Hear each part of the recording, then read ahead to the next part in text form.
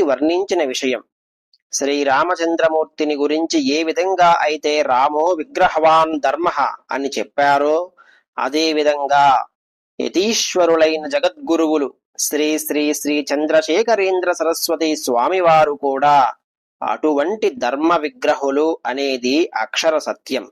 స్వామివారు మహిమలు కూడా ఏ విధంగా చూపిస్తున్నారు అంటే, అది దైవ కృపగా ప్రతిష్ఠించడం జరుగుతున్నది. తననాశ్రయించిన భక్తులని దైవ భక్తులుగా మార్చినటువంటి అపారమైనటువంటి ఒక ఔచిత్యంతో కూడిన కృప వారి దగ్గర ఉన్నది. అందుకే తన వద్దకు వచ్చిన ఒక పేద భక్తుణ్ణి కామాక్షీదేవి వద్దకు వెళ్లి ప్రార్థన చేసిరా అని చెప్పడం, రామనామం రాసినందుకు ఒక మూగ పిల్లవాడికి మాటలు వచ్చేటట్లు చేశారు స్వామివారు. స్వామివారి దేశభక్తి కూడా అనన్య సామాన్యం. మా పీఠం, మా జపం, మా దగ్గరకు వచ్చిన భక్తులకు తీర్థప్రసాదాలిస్తాం అనే ధోరణి కాదు వారిది.